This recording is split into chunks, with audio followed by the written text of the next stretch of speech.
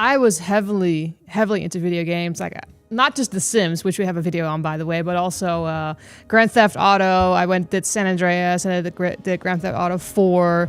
I did Call of Duty. I was a bit of a tomboy growing up, you know. You played some of the heavy hitters. Yeah, I did. You know, did lots of online video gaming. We had a Nintendo Wii. We had a Nintendo DS Lite. We had a PlayStation at one point, an Xbox 360. So it was like my parents gave me a Game Boy Color when I was really young. That was like the second Game Boy that came out at the time after the first Game Boy that was, I think it was just black and white. So I kind of grew up with this stuff. And then I watched Robert and Marlowe's video on video games, actually, and talking about like who really runs the industry. It's quite fascinating. And I was like, wow, this is crazy. So they're here today to kind of walk us through what they found. And then Jeremy's with us as well on Zoom because he worked in the industry. And Jeremy, you're here during the conversation too. So welcome to everybody. Thank you. Welcome. Good to It's be on the nice show. to be here. Marlo, Robert, what do you guys have for us? Like what research did you look into to figure out like there's something really sinister going on with this industry? Yeah, so for us to really understand where, you know, who's actually controlling most of these industries in the world. You know, we've done our research on music and Hollywood, and we even saw some of your videos on Hollywood, and we actually used some of them in our music presentations. But to really understand what's going on, we received a question on gaming, and we thought, wow, this is an interesting topic to really dive deep in and see what, you know, who's actually behind the gaming sector. So obviously, as we know, if you look at who controls the world, we have to go back to the 1500s. We have to go back to the Reformation period, the Counter-Reformation period, where Ignatius... Really? That is where we went back to see where did it all start, and look at the money trails, and look at the movements in all these markets, and where the Jesuit order that was founded by Ignatius of Loyola in 1540, where their tentacles have spread in this world. Wow. I know it takes a lot of money to make these games. Sometimes they are employing hundreds and hundreds of people to make these things, right? And I always wondered, like, I guess when you're making that much money, there's a lot at stake. And I always wondered, where are they getting all this money to start these things? So I'm looking forward to this conversation. But if you look at the industry, you look at the finances, you know, and you see how prominent the gaming sector is in our world, you know, and you look at, for instance, Hollywood, and you look at it's around about a $32 billion industry. And then you look, and you look at the music. I was thinking music industry would be incredibly high, you know, music in Hollywood, but gaming is more than double the combination of Hollywood and the music industry out there. Yeah, it's almost 4 times the revenue in the gaming sector than in music and movies. I've heard that like the sports arena where they do like the EA sports kind of games are sometimes greater than like all the sports put together. Right. Like they're generating that much money. I did not realize that because I always thought that gaming was kind of niche. Like you always think of like, well, more men game more than women is what you kind of hear, right? And like when you meet people, it's everybody's into movies, everybody's into music, but not everybody's into video games. So it's crazy that there's so much money going around in that. Yeah. And I mean, who's controlling the money? Who's controlling who controls the banking systems in this world? You know, if you look at and we can show you a diagram maybe. We can pull it up. If you look at the Jesuit order, what was the aim? The aim was to counter the Reformation. So the aim was to keep us in a system, or in a Babylonian system. And that's what the Reformation was trying to escape from. But they're trying to keep us in there. So if they control the money systems, if they control the banking, if they control the medical world, if they control the politics and all the industries out there, then they have us exactly where they want us.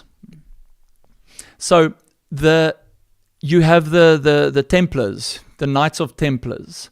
And if you go look at their function in history, you'll see that it was in finance. And that's really interesting.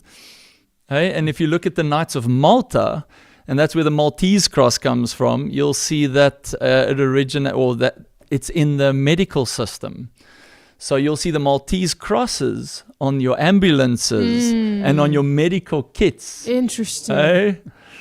So Wow. So they control that whole sector. And you wanted to say something about the Jesuit connection here.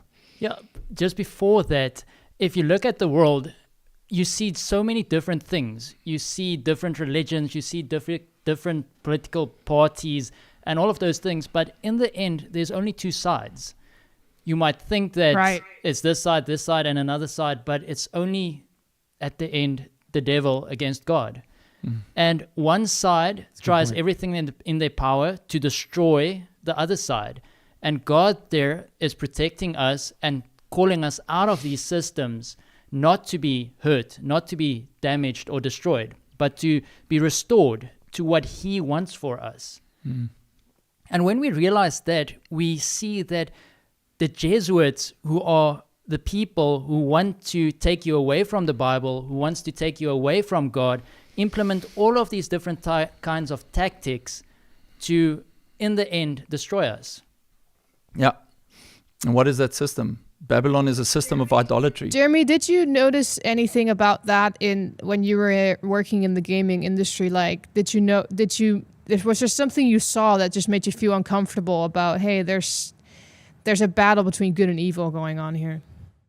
Well, I'll tell you what, the producer of this thing couldn't go 5 seconds without saying something negative about the Bible or Christ. Hell with that. This wasn't really the industry. But this was a powerful organization beneath it anyway, that they really wanted to recruit me and my skills and abilities for not just this, but a whole career that they would have had laid out for me if I had fully gone all the way with it. I mean, honestly, within 5 minutes of meeting this guy in person, I knew that there was something very wrong here, very wrong. But I think I was shocked. I didn't grow up playing all these games, and I can remember when we first did a couple documentaries on the whole topic of video games. I was actually shocked at how many religious ideas make it into these things. But it's not like, religious ideas that they're like promoting this as a good thing. It just seemed like it was always an attack, always a, breaking down of they're the villains, and you need to use magic and sorcery to win, and it's kind of that one step further than just passively watching. It's like what you do with movies. You just passively watch those. It's true. But this is actually like making that decision that character is going to shoot that guy in the head or whatever, Yeah. Well, and even like when I did a video on The Sims, I played The Sims for years, and that was another thing my parents introduced me to. I remember very clearly that for, I think it was a Dutch holiday similar to Christmas, and my parents gave me a burned copy of The Sims, like not the original game, like it was like stolen from the internet, like here, you can have this video game. And that was my first introduction to it. And then so I made the video about The Sims. I showed that, you're able to now play your character as a ghost, like live your whole life as a ghost, as speaking to the dead, which the Bible speaks very much against. You're able to befriend the ghosts. Your Sims are able to have relationships with the ghost, marry the ghost, take selfies with the ghost. I mean, it's just full on spiritualism, but it's packaged in this cartoony kind of way. And that's just one of the games, it's also very much strongly promoting homosexuality. In fact, I don't know if you guys saw that video. I think, Marley, you said you saw the video I did on The Sims, right? Where I kind of showed these things. Yes, I saw it. I think that's one of the first videos I saw that you produced. Yes, yes, yeah. So in that video, I also showed that simply you just slow down the ads for The Sims, and they have full-on like lesbians kissing each other in there. But you don't see it because it's so quick, you know, all those images on purpose. But when you slow it down, it's like right there in your face multiple times. So yeah, there's a very strong fight, I would say, against religion in video games. Halo, same thing, lots of religious themes. I would say Assassin's Creed as well, and that's a big franchise that lots of people have played, myself included. And it's interesting how they systematically lead you to the more sinister type of games. Imagine where it started with Snake or whatever. Even Snake had an agenda there. And Mario Brothers. Remember you mentioned Nintendo, and then I mean the games that you see today. I mean, we can show you some of the covers of Warcraft, and I mean, all the Warcraft slogans are really interesting. I mean, look at this. It is Wrath of the Lich King, or the War Within. Isn't that interesting? The War Within. Oh, wow. Tides of Darkness, Reign of Chaos. That's what it's about, you know, or Diablo. Yeah. It's all about, I mean, it's basically Satanic. They're satanic, yeah.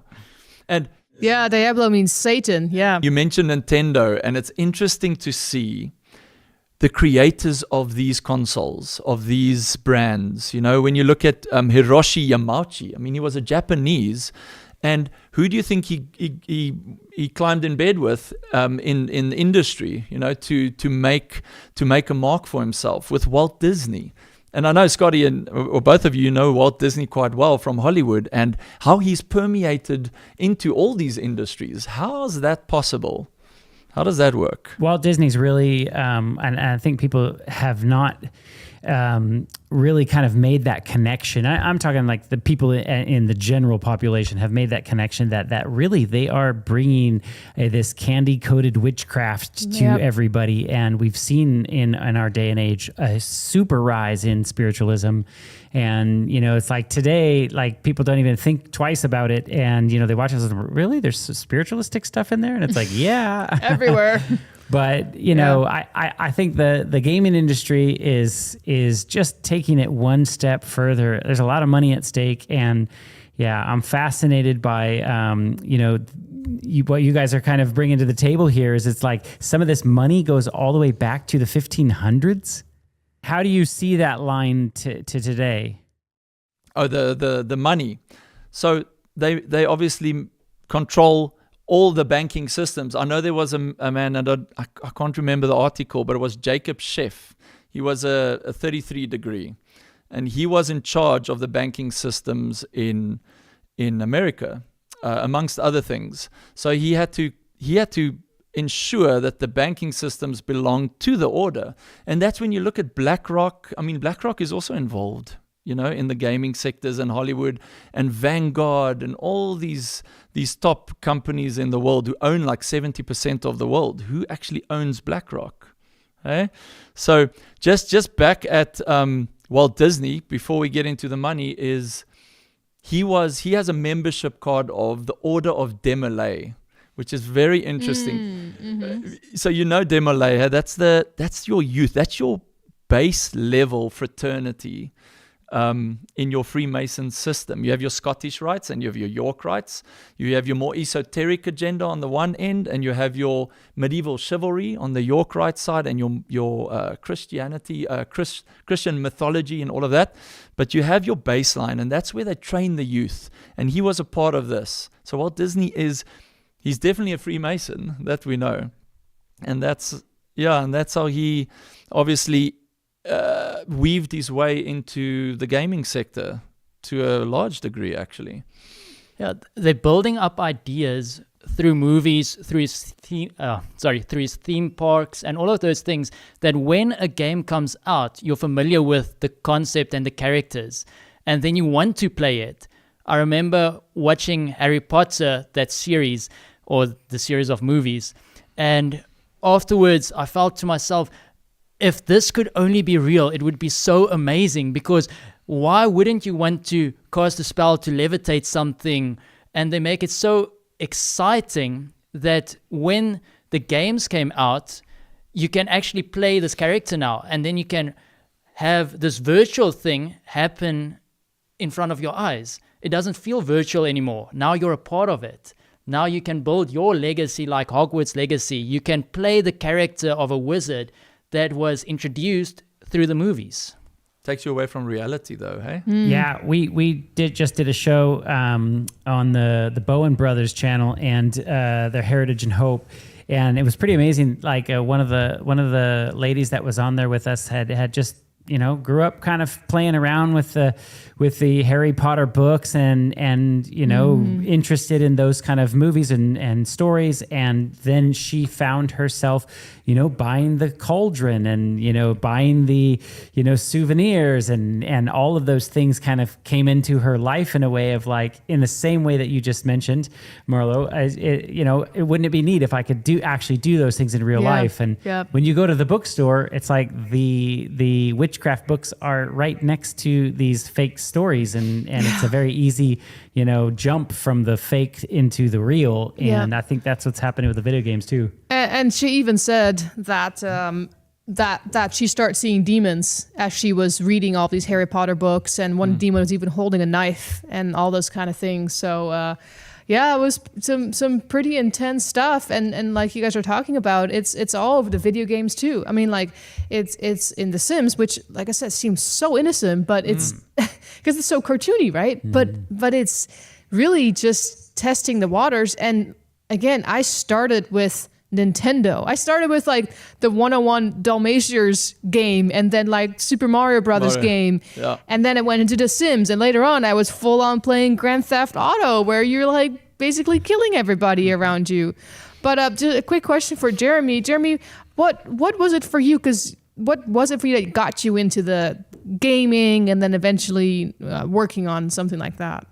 Well, I mean, for what it's worth, the only game I was ever really super into was Doom for the PC. I probably sunk tens of thousands of hours into the custom levels and all this yada yada. But otherwise, I really wasn't much of a gamer. But I did do a lot of art and animation. I posted online, and then one day I get an email saying I'm starting this project. It's going to have so and so people in it. Do you want to work on it? And that's how it happened with me, just getting involved in that. And, eventually I did quit. I did walk away from it. And I mean, I haven't touched anything like that since. So.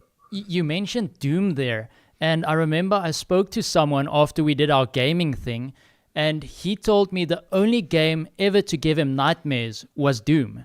He said he played it. I can't remember if it's Doom 1 or 3 or around there. But he said it was so satanic with the pentagons and all the imagery that you find in that game that it actually gave him nightmares. He couldn't sleep. Well, I got nightmares when I researched the top 10 gory games out there just before we actually did, and it was insane what they actually do. You can see limbs being cut off and the blood squirting out, and it's just insane what they, what's happening today. That was one of the biggest reasons why they hired me. Because they knew that the death animations that I could produce for all these characters would be just so over the top and visceral. And I mean, I really did sink my heart into a lot of it too at the time, I will say. So, that was one of the big things about it that they really wanted from me. It's like, we know you can do this. So there's graphic imagery.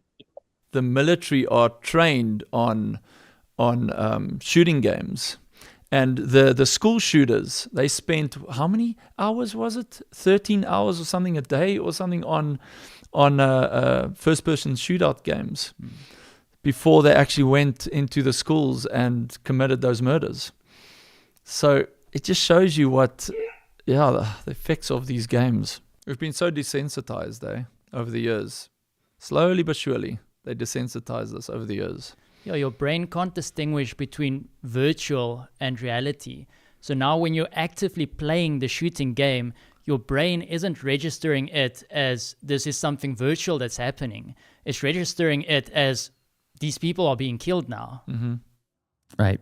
Well, you also have the Bible verse, that if you're angry with your brother, right, then it's like as if you killed him. And so we know that the actual act doesn't necessarily have to be going through and shooting and killing, but if you have that same spirit and you're getting enjoyment out of that, or you're desiring for that thing to die. I mean, it's like the devil's created this like cartoonish version of things that we are now making those things do these sinful things, but really it's our own brains that are desiring those things as well. So I think that when you really say, okay, I want to really fully order my life after what God is asking, I think most Christians would be like, I don't want to play that kind of a game, And the creators of these games, like I said before, Nintendo and who was the other guy? Akio. He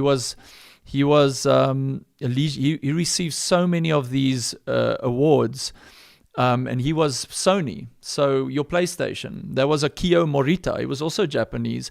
All these creators, they were knighted by the Queen for their contribution to society. Tell me, what contribution did they make to society? And who is royalty? Are they subservient to the Jesuit order, to the papacy? Yeah, I think your father has a video on that, right? I remember watching it. I think it was from Malta to Crete, or Crete to Malta, one of those. Yeah. I think it's in that series, if I'm correct. Or it could also be Rekindling the Reformation. One of those, where he then states or shows how the throne of England is actually being rented back by the papacy, or by the Queen from the papacy. Wow. Where else do we have this in the Bible, though? Hey, remember Jehu, king of Israel, was subservient to the king of Assyria. Hey? So he could reign in his sphere, but he was subject to the king. And that's what we have on earth. It's nothing else, nothing different under the sun. Yeah. And finding that link between the Jesuits and the gaming industry, or the Freemasons and the gaming industry, is quite difficult, because there's not a lot of paper trails that are given. In the games, you can see the symbolism and things like that, but an actual connection was quite hard to find. And in our research, we were looking for it, and eventually we came across an article in the Chicago Catholic, which was interesting because the heading says how a game designer turned Jesuit ended up writing about space religion in another game. So in the article, it goes on, it says that he was busy experiencing, he was driving in traffic, he got angry for something that happened, and then he thought about, but this isn't right. He wants to be spiritual, so how can he get angry for people in the traffic? And the article then starts here at, this experience also sent Lisagang on a spiritual quest, which would eventually lead him to leave his work as a designer for games like Fallout and Skyrim and join the Jesuits, the same religious order as Pope Francis. So then he went and he asked, but how can he be in gaming and still be in the Jesuit order and things like that? And the next part of the article said that his work on Starfield, the game that he then designed, has led to questions about whether writing games could be part of his future ministry. And then it says, Jesuits have a long history of working in the arts and as writers. Acclaimed playwright Bill Kane, who also wrote for the now defunct television series House of Cards, is a Jesuit priest. Jesuits have also excelled at astronomy, education, and other pursuits, said Jesuit Father Tom Rees, a religion news service columnist. Rees said Jesuits work closely with their superiors to find the right match for their ministry. And then they say there has to be a value add that comes from the Jesuits' participation. Always. So he went back into gaming. And if you're a Jesuit, there has to be something that's of value in the work that you do. And if we look at the reason why the Jesuits were formed, to counteract the Reformation, that is the same value that he needs to add. So in this game that he's designing, he needs to add that value of countering the Reformation. You know, a while ago, a couple of years ago, we released a documentary that kind of talked about The Chosen. And then I did a follow-up documentary this year about The Chosen and kind of like the very, very blatant, if you look into it, secret society connections to it, like the Jesuits mainly, but also, you know, how they're connected to Freemasons and the Knights Templars. And in that documentary, I quoted this study that was done by a professor. He was like a professor in like theater in Los Angeles, something like that. He wrote actually about the history of how the Jesuits got involved with Hollywood. And he talks about how it started obviously with Jesuit theater. And the whole purpose was, as he quoted, that they were trying to use theater to bring people back to Catholicism, Protestants mainly, because that was their ultimate goal of the Jesuits. And he also wrote about how the Jesuits at that time didn't care about the genre. Anything would go as long as it meant for the purpose of reaching their goal of turning people back to Catholicism. So even if it's like violent or like romance or sexual, didn't matter. They could use all of that, even torture, as long as they achieved their goal. Yeah, the end justifies the means is exactly the quote. Yeah, in Great Controversy as well. But I mean, and remember the online gaming. What was that called again? Ebelin. Yeah. Hey, Ebelin. So they find comfort in playing online, like Warcraft and all of this. There was Ebelin, I think, was he was a sickly boy. I think he died at the age of 25, but he had this whole thing in a massive article on the news about finding comfort on online gaming and discovering himself and finding love and all of these things in an online game. But he's playing Warcraft, he's killing people, he's having relations with people online, you know what I mean? And this is good. This is a good thing. Yeah. Hey?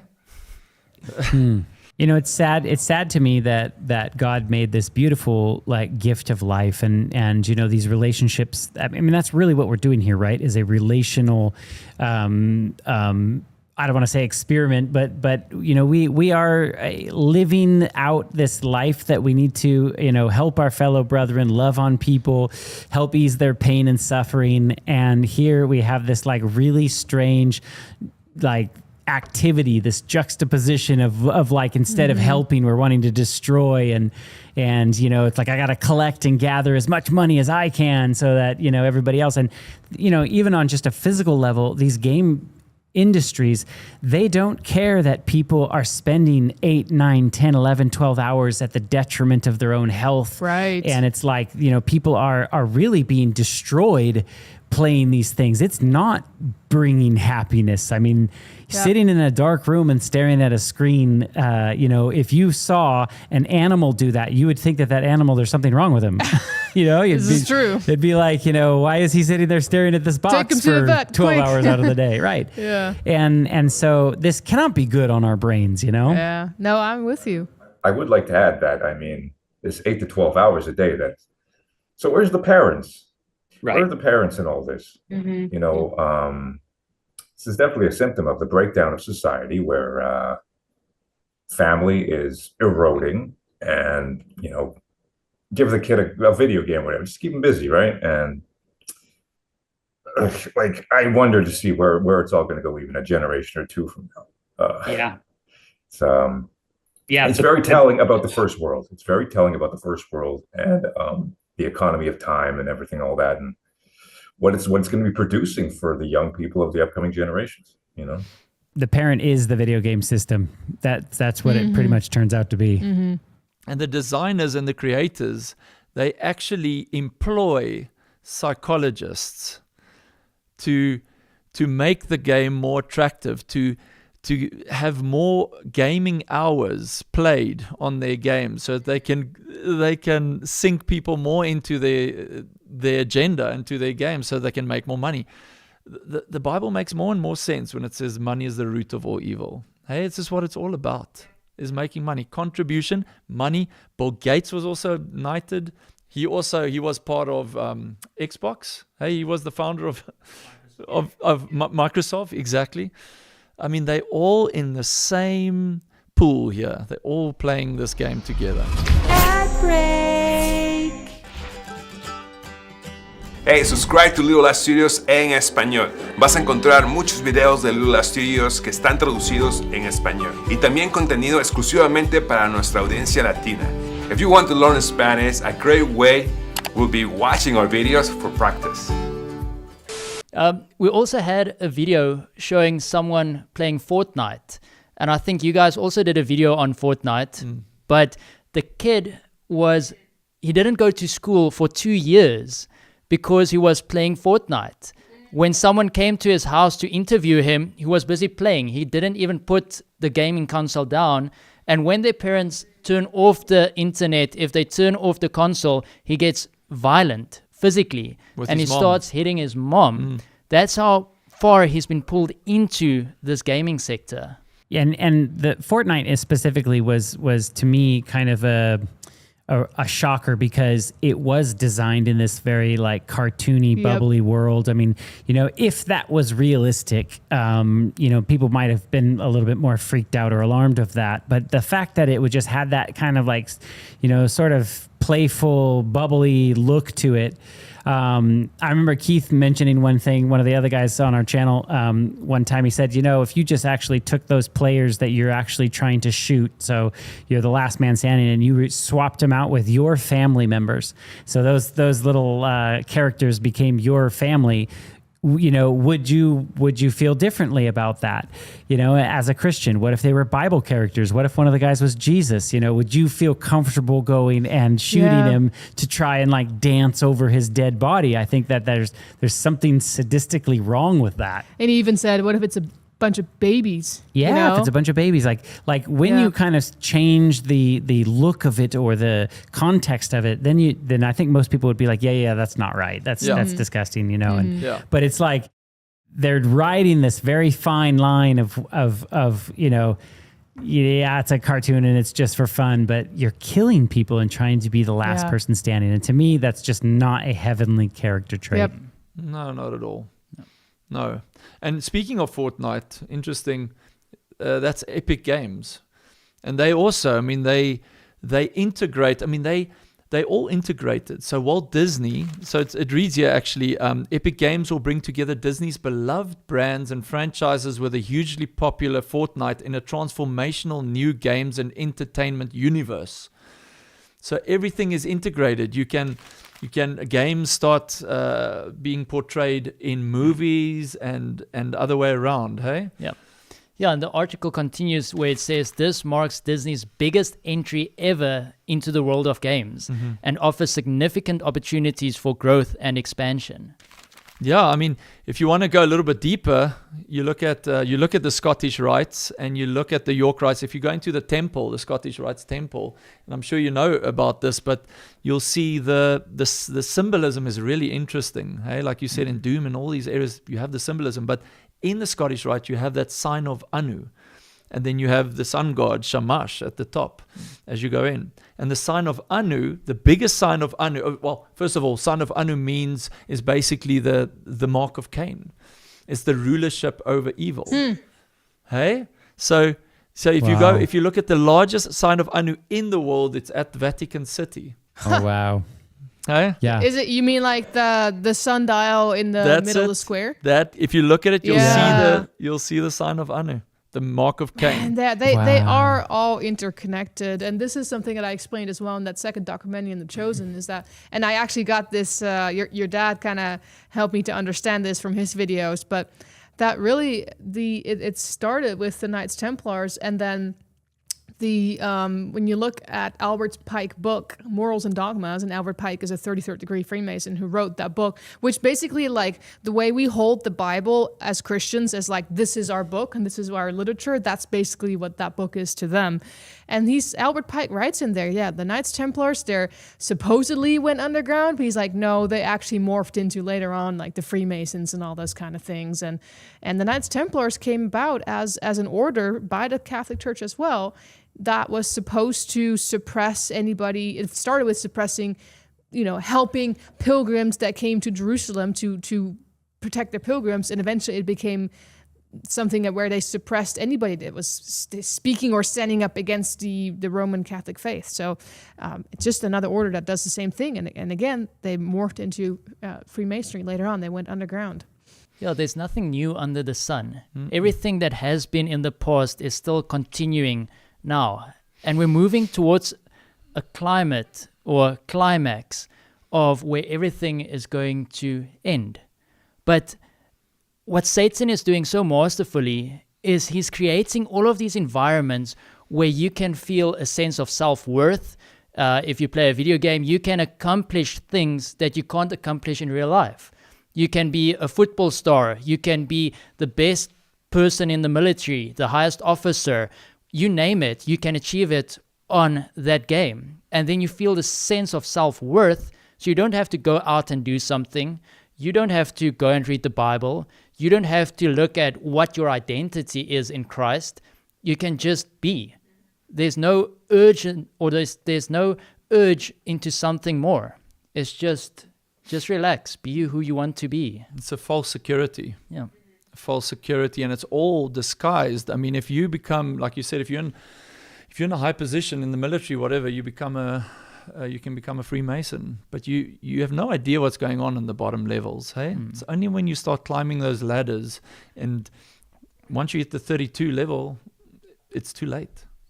Hey, and your 33 degrees, that's a significant contribution to society. That's why most of these guys like Bill Gates and all these guys are 33-degree Masons, because they have made that, they know what they're doing. They are aware of the contributions that they are making to Satan's gain. Yeah. Like a few months after this project started, the producer sat down with me and he says, we got something very, I usually don't talk about this stuff, but he says, we got something very important we need to talk about. He says, the game's going to do well. We know it's going to do well. You're going to make a lot of money. We're going to be sure that you can have a career. And then he says to me, what do you really want? What do you really want? Do you want mansions? Do you want cars? Do you want women? Do you want boats? Do you want airplanes? What do you really want? He says to me, would I sell my soul for even greater opportunities than this? You're going to believe whatever you want, but it happened. And I laughed, and it's like, what are you talking about? So, like, even if I had a soul, why would I sell it to you for anything, right? And and he laughs and he pats me on the back and says, you just think about it. You just think, and it never came up again. Though all sorts of other things did over the next year that I was over there. But I mean, that happened, and I mean, I believe it. I absolutely believe that if I had gone down that rabbit hole, who knows where it would have led to, man.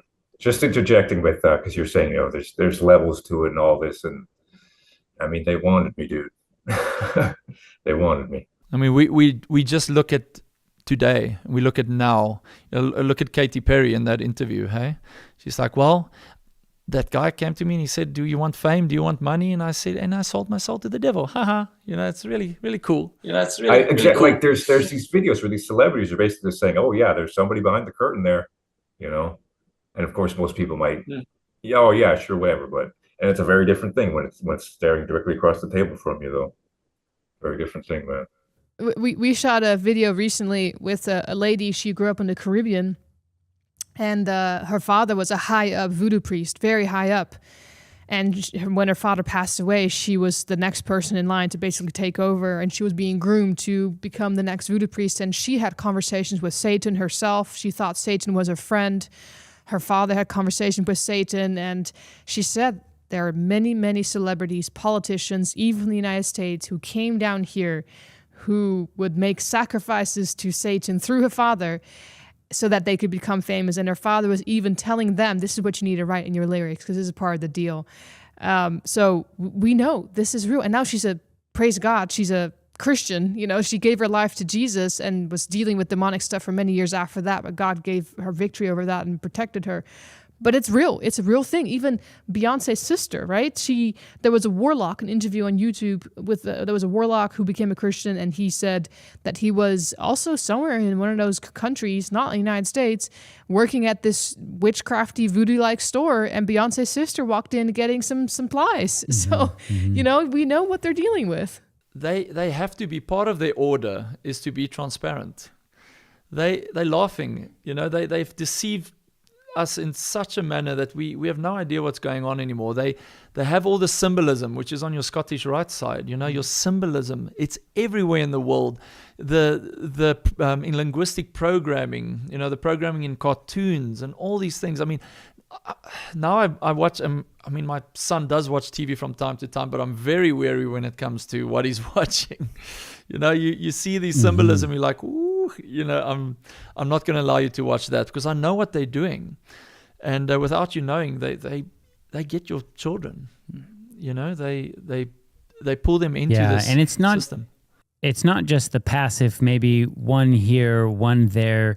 I think it kind of works on the same on both sides of the fence. I don't think that just because you listen to one, Bible text that all of a sudden you're going to be like, oh, I'm all in for God, right? It's a sort of a building up, and you're kind of understanding and you're learning about, the government of God and the world that God has created for us. And the more information that you have, the more it solidifies in your mind.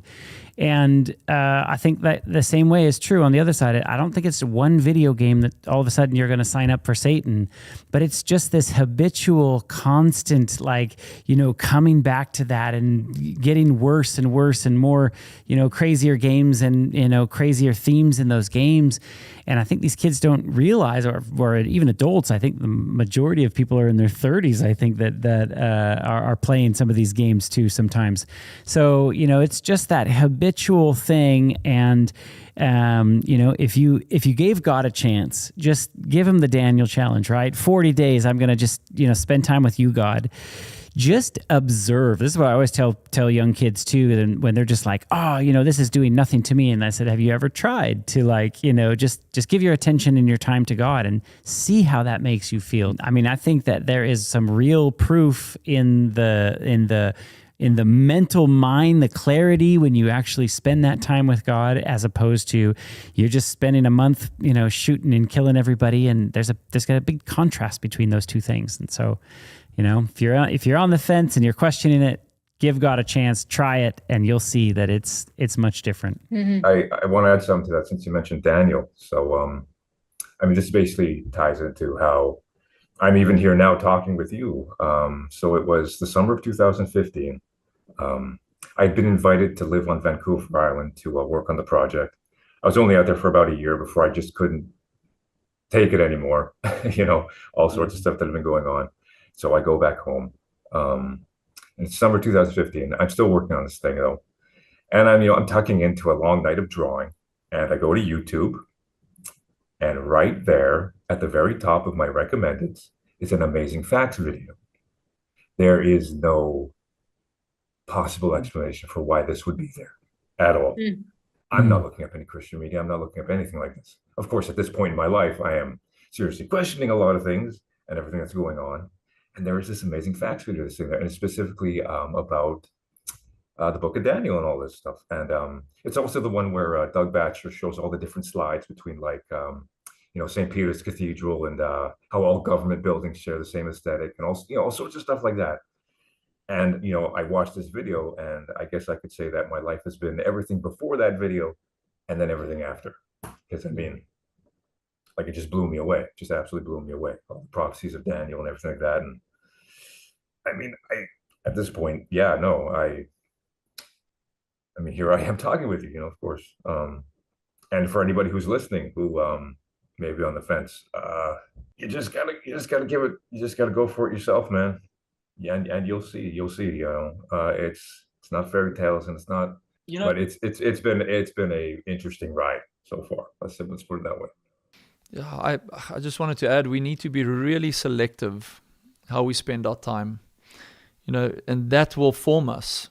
Do we spend our time in the Bible and in the Word? And And yes, if you don't spend time in the Bible, in the Word, it is boring to even consider it, because you are so encapsulated with the things of this world. But we are all sinful beings. So all of us, everyone sitting around this table as well, we all need to be wary of where we spend our time. Even I, when I sit in my in the evening, I lie in my bed and I watch what's that? TikTok, thanks. And you're watching TikTok, and it's about a cat and a dog or whatever. The next one is like, okay, but this is interesting. And then you start getting carried away. And all of a sudden, you spent an hour and you haven't spent time with God, and you're so tired, you're like, I'm going to give a quick prayer and I'm just going to go to bed. You wake up in a storm. Everyone is affected by it in the morning, and you are affected because you just had a little bit of, selectiveness. Yeah. Well, after I true. After I started reading the Bible and came to Christ, I had this conviction that video games, it's not the right direction to go in. But a time went past, and then you kind of convince yourself, but it's not that bad.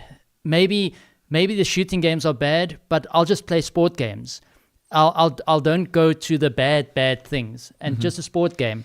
And it started off like that, and then before you know it, you're back into the things that you shouldn't play anymore. Or, for instance, you're playing sport games, and then you're starting after work, you play a few rounds, and then you feel like you just want to accomplish the next race or the next goal or just the next thing. And before you know it, you've been sitting there the entire evening, you didn't sleep, and then you skip Bible because it's more important to get your sleep now because you have to go to work again. So all of that takes you away from God. And when He takes you away from God, God wants us to have noble characters.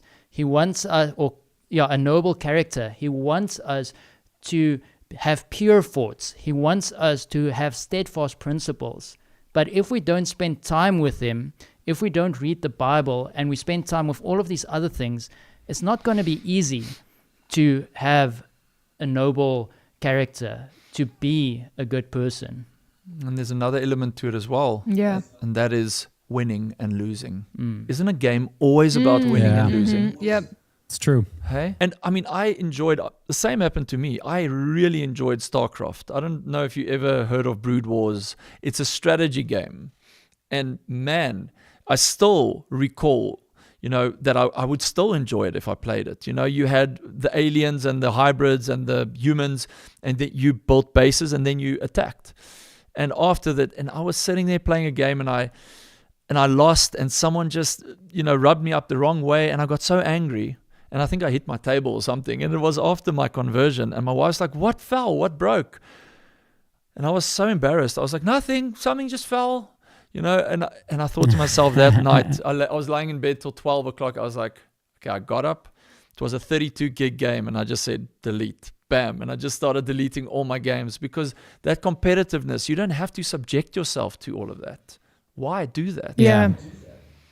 I think also for me, my personal conviction is that, like, we used to have a Nintendo Wii, but like the first one with the remotes that you have to hold and stuff like that. And it always came with the standard base game of Wii Sports. I don't think there's anything inherently evil about bowling on the Nintendo Wii or playing tennis on the Nintendo Wii. But I think for myself, the thought process I've come to is, if Jesus is coming soon, I believe He's coming extremely soon. I believe that His second coming is around the corner, looking at how Bible prophecy is being fulfilled left and right. Then why would I want to spend even, an hour, 30 minutes playing a video game when I could spend that time either sharing about Jesus, learning about Jesus, doing good unto others, something productive, something that just grows my character. Like, I don't know. Read a book, do some gardening, like learn something, So for me personally, that became a thing. I haven't played video games in years, but just personally, it became a conviction about how I spend time on my phone, for example, how I spend time on social media, how I spend time on YouTube, where I thought, yeah, Lord, but if you're coming this soon, why would I why would I want to spend time on that when I want my heart to be ready? I want to be prepared for your second coming, right? So yeah, I think it also really is, we are living in a very different time, and we need to be aware of that Jesus is calling our hearts, say, come and spend time with me. And also in my mind, I just think, well, if my heart and my desire is still for, let's say video games or YouTube or social media, then I need to be careful that doesn't become a false god in my life. Because if my heart longs more for that thing than for God, then there's a problem there. Yeah. And if I'm not going to have, YouTube, Facebook, social media, or video games in heaven, then I need to be willing to give it up now, because otherwise how am I going to enjoy heaven when it's like, oh man, all of my little favorite things are not there, You bring up an interesting point. If you were raised on reading the Bible and even as a little child reading the stories and everything, right. And if you took those away, would the child have a temper tantrum? But yeah, if you have that with the video games, it's like you take that away and it's like you can see the draw and the pull towards that. Yeah. And I think, kids are kids. Like they see the exciting colors and the challenges and things like that to play that. And I think that we rob them of these precious moments, especially when they're little, when their brain is being formative in those formative years, to set them on really healthy things that would encourage their growth and either mentally or physically. And we're not meant to be indoors for long periods of time or sitting there just doing nothing with eating junk food, Right. So Sounds like Sodom and Gomorrah. Idleness was the reason for the destruction, actually, one of the reasons. And we always gravitate. Yeah. I mean, Romans 7 always says we always gravitate towards evil. And it's our duty as well Right. to fight against those urges. Like I said, TikTok, and then you go into the motion. What do you do when you get up from bed?